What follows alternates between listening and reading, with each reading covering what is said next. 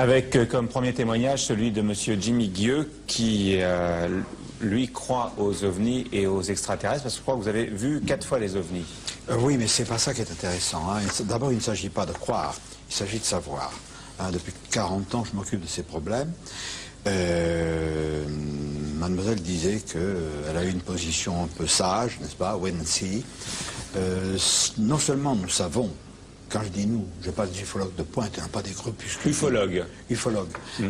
Ça vient de UFO, OVNI, ceux qui étudient les ovnis. D'accord. De par le monde, il y en a pas mal. Vous êtes ufologue. C'est cela, oui.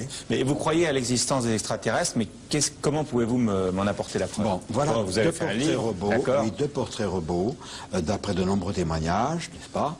Et des bases souterraines existent de par le monde, et en France, occupées, non pas par eux, mais par eux. C'est pas moi qui le dis, c'est pas moi qui le dis, nous avons suffisamment d'éléments pour être affirmatifs. Mais alors, où sont ces bases en France? Bah, écoutez, nous avons 2 témoignages,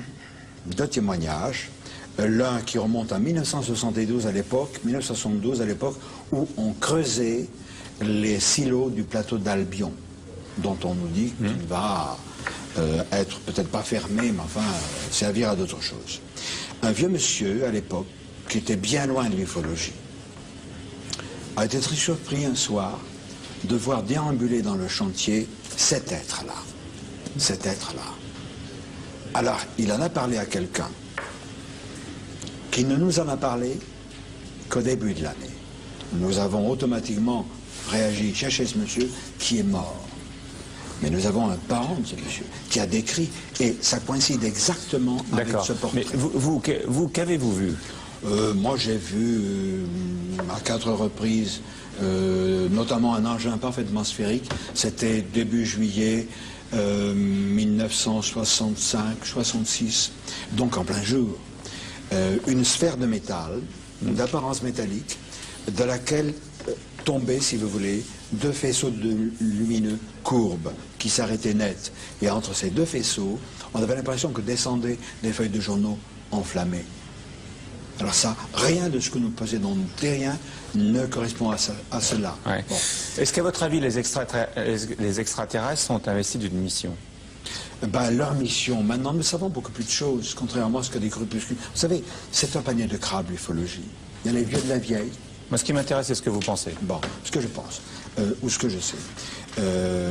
Ces êtres sont... D'abord, il y a une trentaine d'espèces. Nous, manque de peau, les humains, nous sommes tombés sur les mauvais. Quand ils ont passé des accords avec les Américains vers la fin 47, début 48... Attendez. Oui, les extraterrestres ont passé des accords avec les Américains. Tout à fait, tout à fait. Et ensuite avec les Russes. Vous savez, on le sait.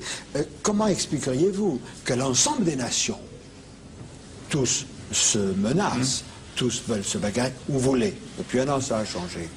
Mais ils sont d'accord, les chefs d'État, les gouvernements, sur un seul problème. Vous voulez dire que George nécessité. Bush rencontre les extraterrestres, que Gorbatchev rencontre les extraterrestres et se mettent d'accord? Je ne sais pas s'ils les ont rencontrés. En tout cas, il y a un pont entre les extraterrestres et George Bush et Gorbatchev et les jeunes chefs d'État.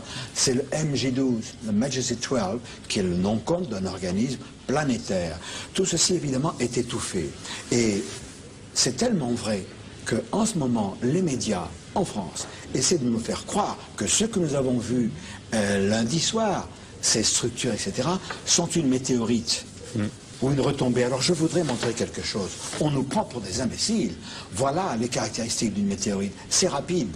40 km/s, ce qui fait 2400 km en 1 minute. Et on a vu ces engins pendant environ 1 minute et demie, 3 minutes. Ne les non pas, gardons 1 minute.